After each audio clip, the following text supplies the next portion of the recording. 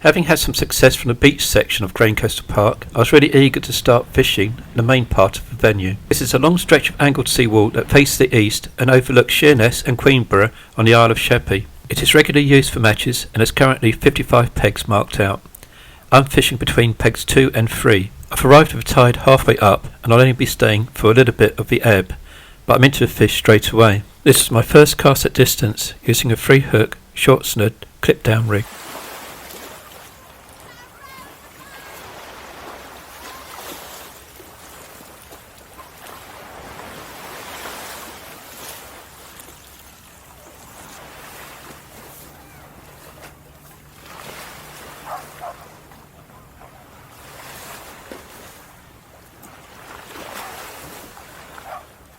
Great, that was the start I wanted. A flounder straight away. It's on the top snood, so it's taken ragworm. I've got luck on the other 2 snoods. This rig has 15-pound hook lengths and size 4 hooks and is attached to a 5-ounce lead. The other rig I'm using is a free hook long snood flapper but with a lighter lead of 3.5 ounces because I'm using that for short to medium range work. I looked over this area at low water and decided to fish here mainly because of the steps, which make it more comfortable to fish from. The map gives locational details, first highlighting some nearby venues. The River Medway separates Sheppey from the Howe Peninsula, which is the furthest east on the Thames Estuary on the Kent side. The main landmarks on the Isle of Grain, its power station, the liquid natural gas tanks and Thamesport can be seen from across the Thames at Southend. The seawall that I'm fishing from extends from Grain Coastal Park to well beyond the outfall of a power station. There are sections that can be accessed from Smithfield Road and Port Victoria Road, but I'm fishing the bit which is in the coastal park itself, right at the start of the seawall. So I've walked there from the main car park, but there is an overfilled car park if that one's full, and the barnacle path gives wheelchair access. As already mentioned, I'm fishing from the early pegs of a match stretch.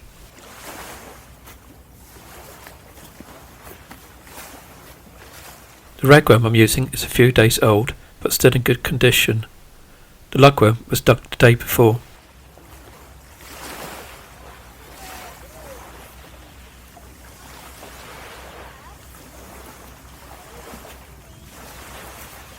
That's a good sign. A bite while I'm baiting up. I'm hoping this is going to be quite a good session.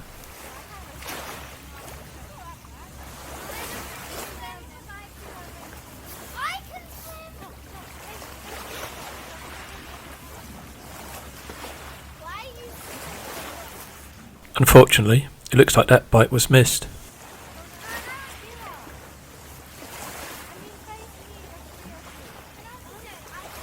It's the lugworm that seems to have been taken this time. The blue bucket contains damaged or small worms. I'm varying the size and type of bait to see whether the fish might have a preference of one over the other, and by fishing 2 rods with different rigs and at different distances, I'm also covering other options. However, over the top of the tide, I'm also expecting more fish to come in on the shorter line. When there's more water present, I'm thinking that they're going to be more confident of coming in closer. That, of course, is just a general assumption, and it's the match anglers that know their venues better than anyone else. Matches would be won by being on the right peg in the right conditions and knowing what the fish are going to be doing at the different states of the tide. Being able to swap your tactics at the right time can make the difference between catching and not catching. I don't see match fish, and I haven't had a chance to watch any matches here, so I'm just going by my own instincts and the sessions I've had before. Looking over the ground before you're fishing definitely helps, and by either watching a match or taking part in a match allows you to work out which the best areas are. So at some point I'll be coming here when there's a match on to see what the top anglers are doing.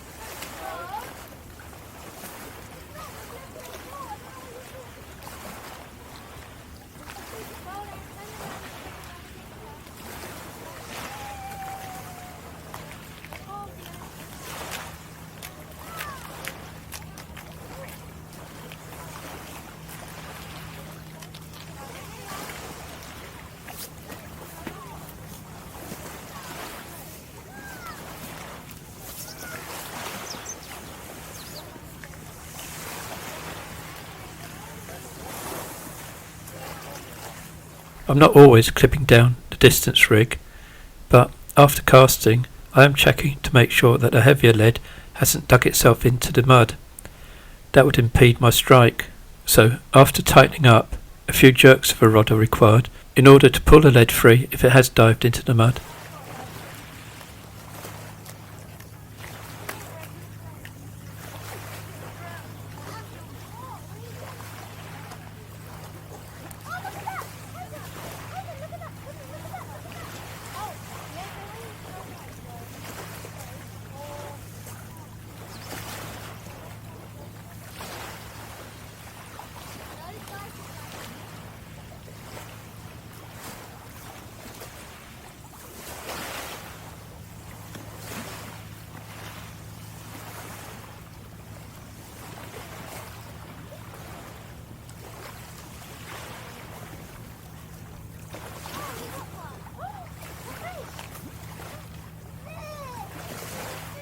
A tiny scully bass this time, but at least I hit the bite.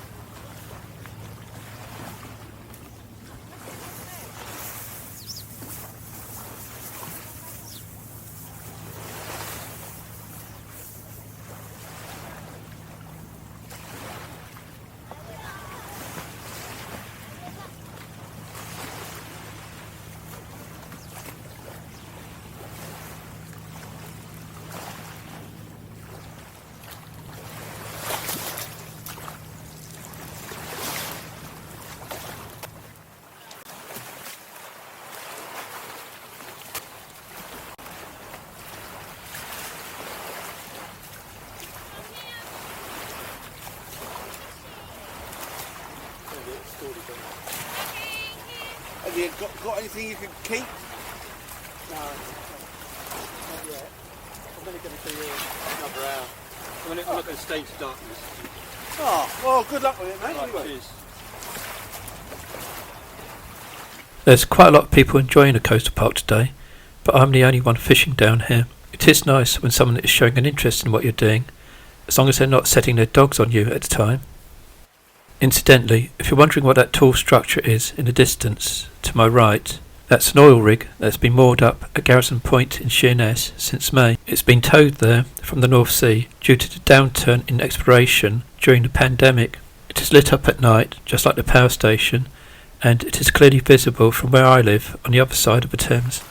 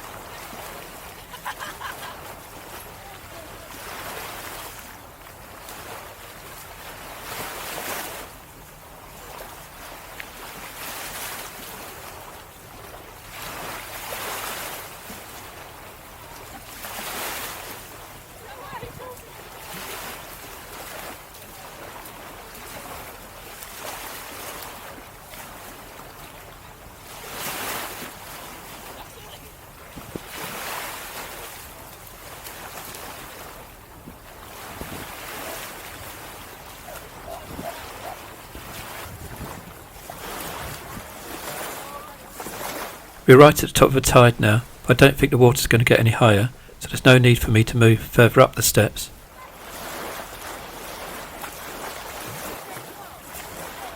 I get a bite, and I think I've got a fish on.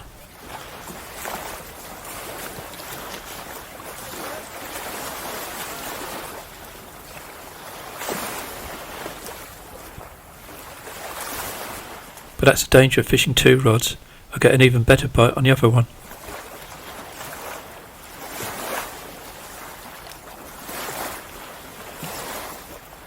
I don't think I connected there, so I can wind in the fish I had on the other rod.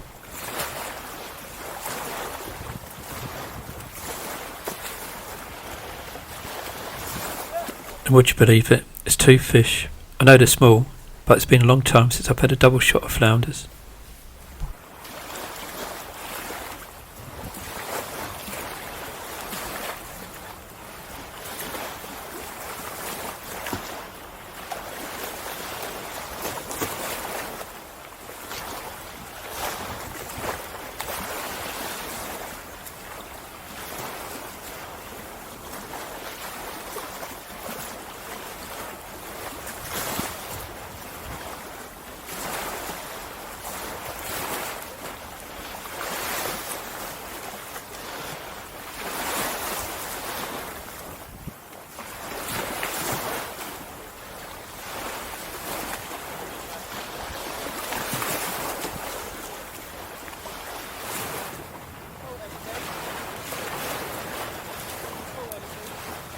Yeah, flounders are best. No.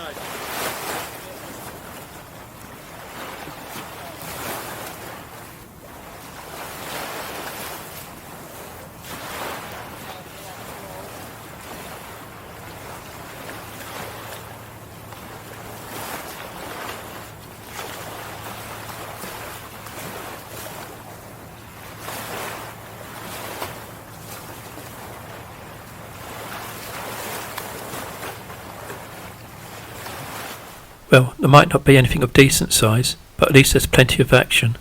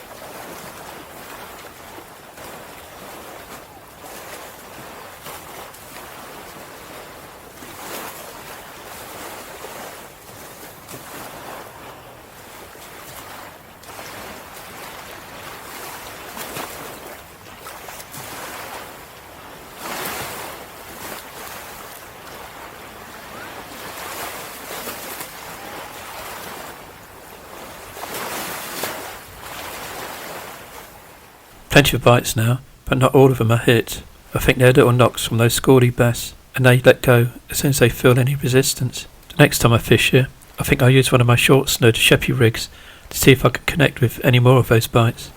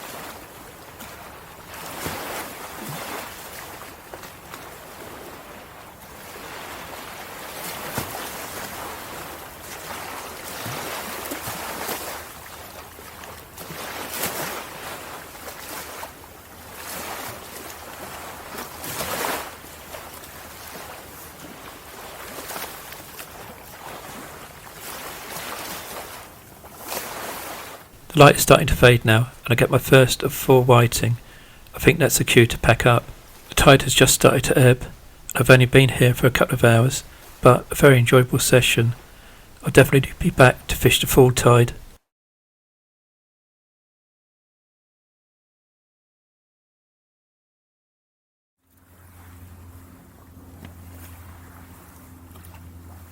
Four days later, and I was up really early to catch the morning high tide. But even before the sun was up, there were dogs in the water sniffing around my gear. Is that going to be a bad omen? Having caught 3 flounders here last time, I was really eager to fish the same spot. The tide comes in really quickly here, and that boulder to my left was still out of the water when I walked down the steps. Even though it's only inches deep, I'm in quite a hurry to set my gear up. I've found that those flounders will feed when there's next to no water present. I'm using the same rods and reels as before, Comic 07s and Pen Affinity 7000s with 20-pound braid. This time, however, I've gone for Sheppey rigs, one with long snood for fishing close to medium range and a short snood version for distance work. I store my long snood versions on flat EVA winders. This ensures that the snoods don't tangle, so in theory it should be quicker to set up. On this rig I'm using 10-pound red Maxima and size 3 Nordic bend hooks.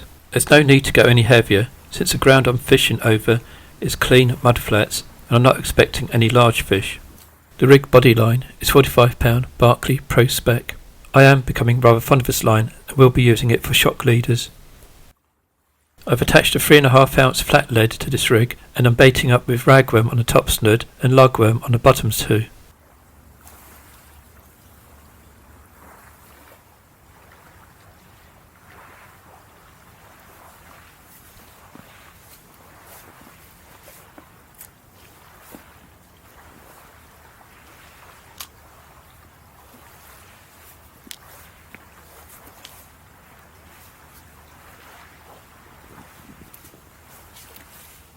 I am expecting fish to come in closer when there's more water, but at this stage of the tide I need to cast a reasonable distance. Obviously, having long snoods, this flapper rig will restrict the distance I can cast it. The light lead won't sink far into the mud. With the distance rig, however, I'll be using a heavier lead of 5 ounces, and despite being flat, this will sink into that mud a little bit more, which means I've got to be careful when I'm casting. I'll be feathering the lead as it's falling to ensure that when it hits the water it's already slowing down. That should prevent it dive bombing into the mud and getting stuck. But that doesn't happen when you're fishing closer in and using lighter leads.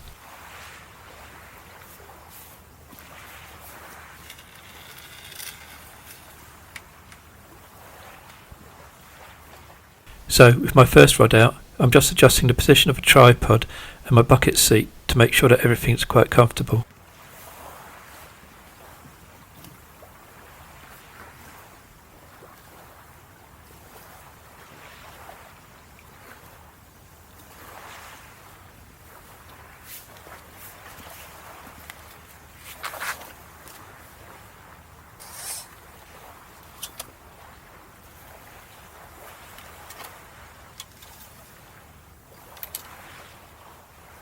I'm not really expecting a bite straight away, but whilst getting my second rod ready, I do need to keep an eye on the first one that's gone out.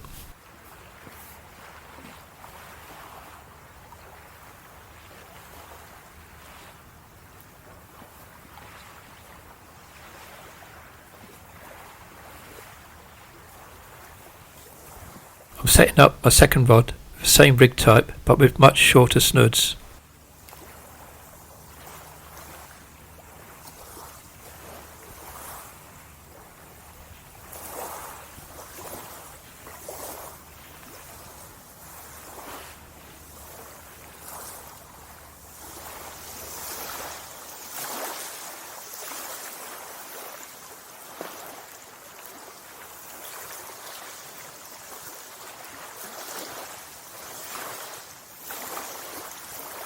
The fact that the snoods aren't clipped down means I will lose a little bit of distance on the cast, but last time there was a wind in your face, although it was quite gentle. However, today there doesn't appear to be any wind at all, so that might counterbalance things. In any case, a few yards either way shouldn't make any difference, since you're casting into the same depth of water, and it's impossible to cast into the main channel of a Medway from here.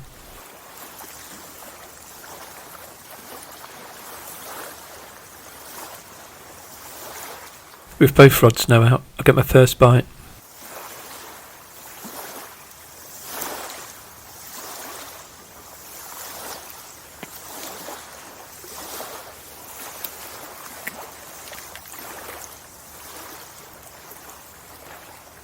Another good start with flounder on the first cast.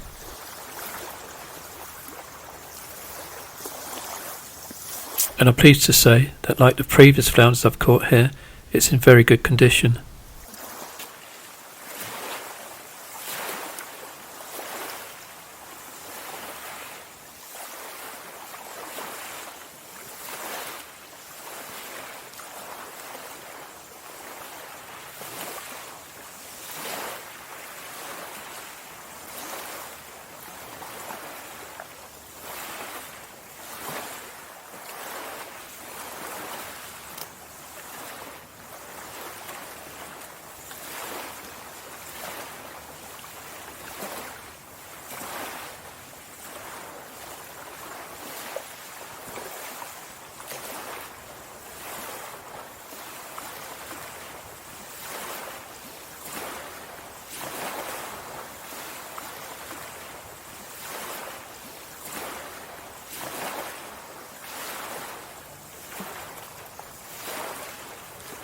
I've talked about them, so now let's have a quick look at the rigs.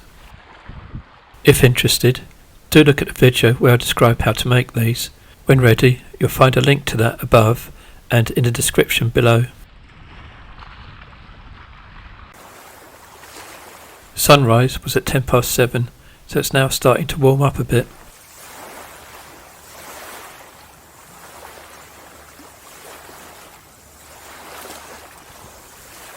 The action warms up as well.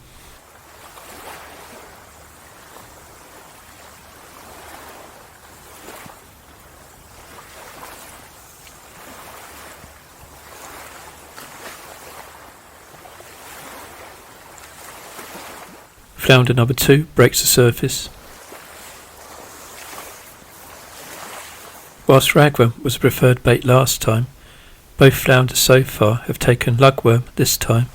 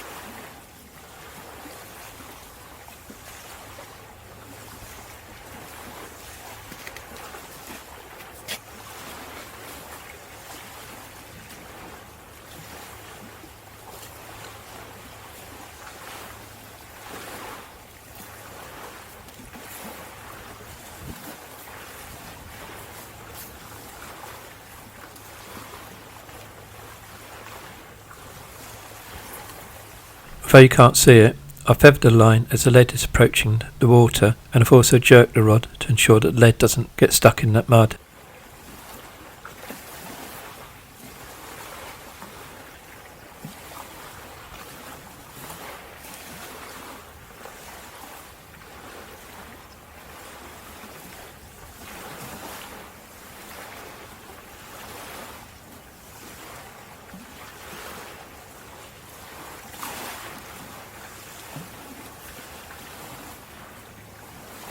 Twitching your baits and dragging your rigs works for a number of species, and flounders particularly like that, so now and again it's worth having a go at doing that.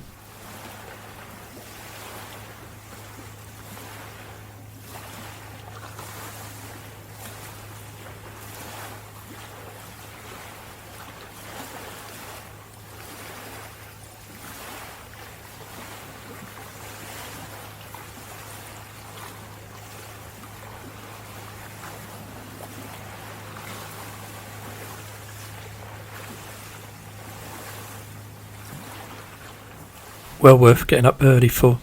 I don't believe that. I've only had 4 casts and this is my third flounder. So far, all three have been either lip hooked or just inside the mouth, so it's easy to remove the hook without damaging the fish.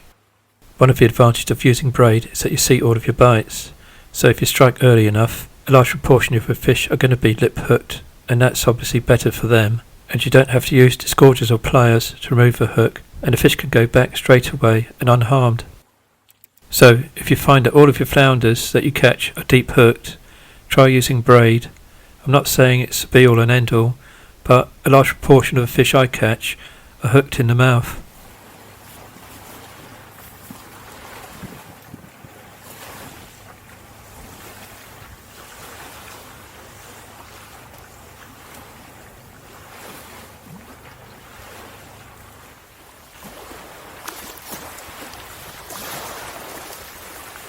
This is now becoming a red letter day.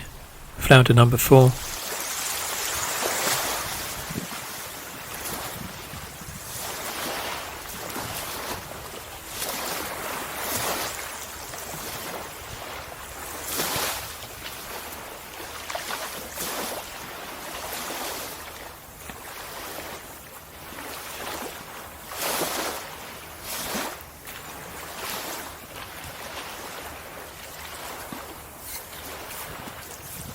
I appreciate they're not very big, but when you've gone a long time without catching many flounders, they're all welcome.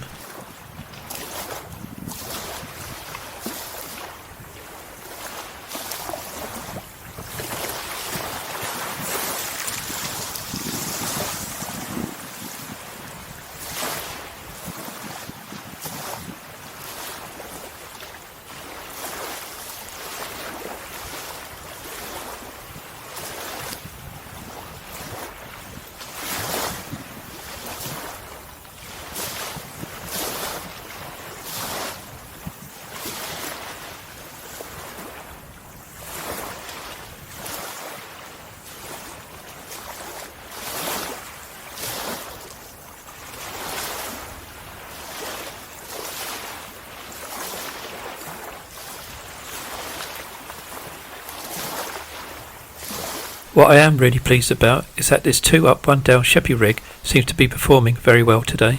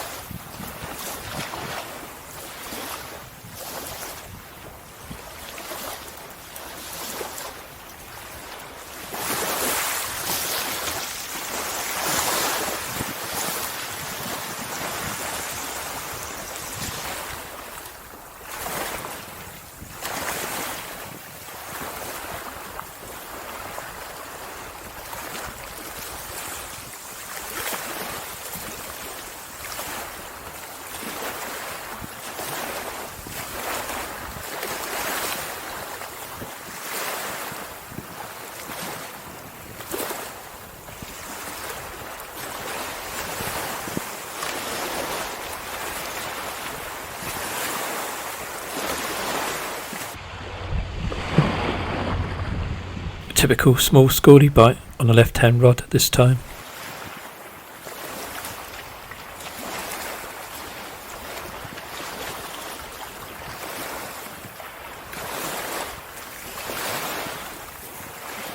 And this little bass has also preferred the lugworm.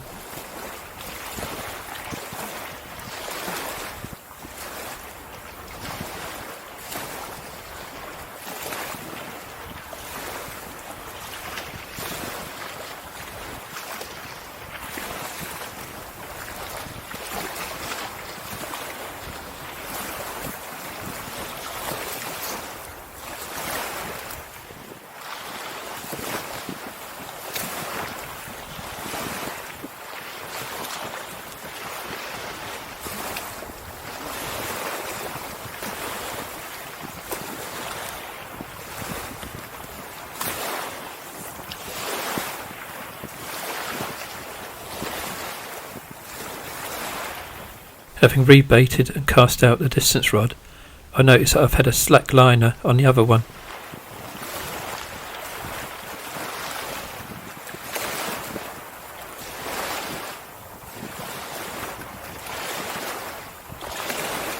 In reeling in, I've noticed that the lead and the rig are well out of position from where I've cast them.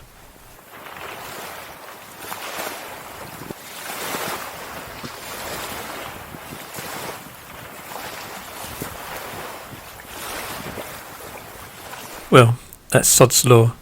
Just having said that most of my fish are hooked in the mouth, this flounder's hooked in the tail.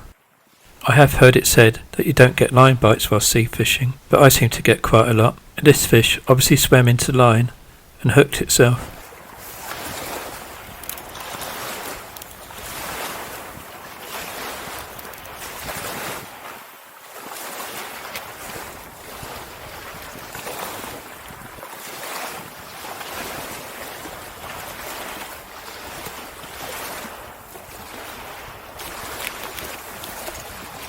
Easy to remove a hook, so no harm done there.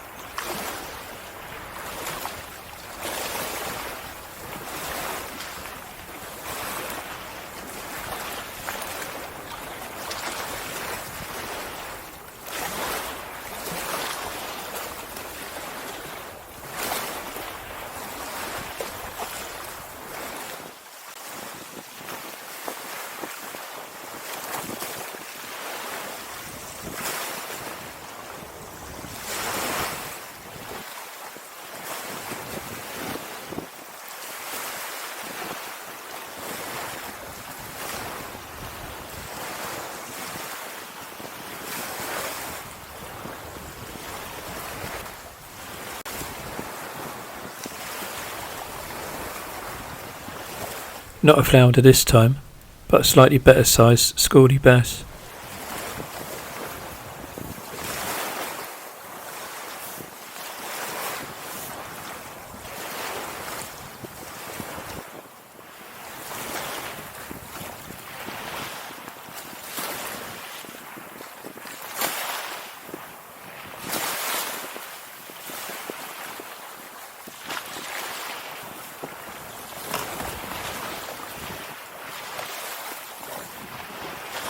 Now, what's this? It feels like a flatty. Well, after 5 flounders, I didn't think my luck could get any better. But it has. A sole. And it's sizeable. I know it's probably just a coincidence, but I'm so glad I've used red line and size 3 hooks. These are used on my hook length of choice for soles, but normally on very short snoods. However, this one's taken my bait on a fairly long snood.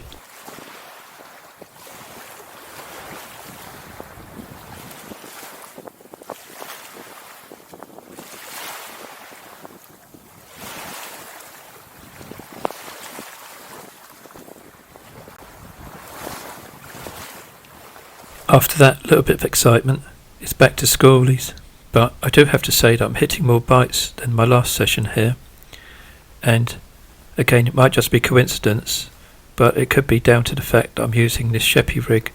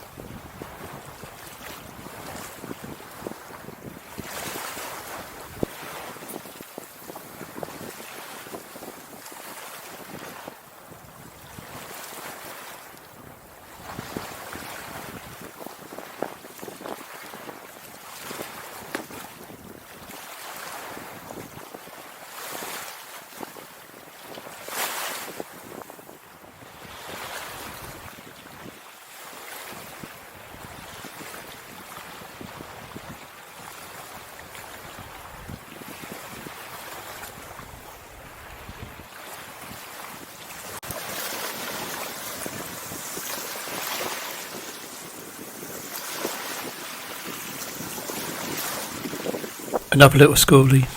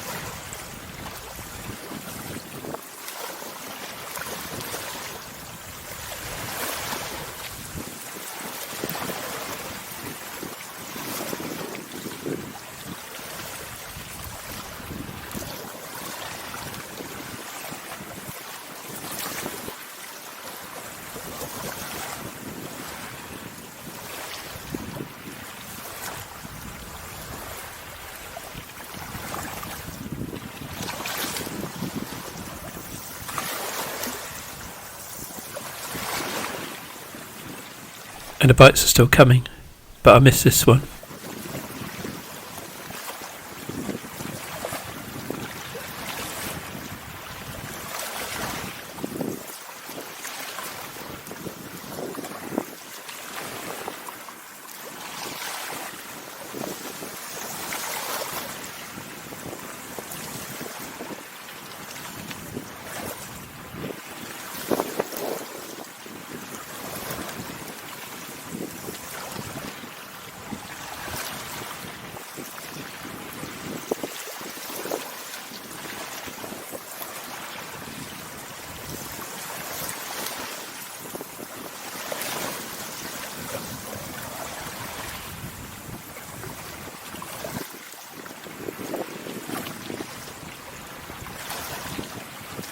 Tide is ebbing now, and the top of that boulder can be seen above water, so I know it's very shallow now. This is the time when you pick up a bit more weed, but you still get bites.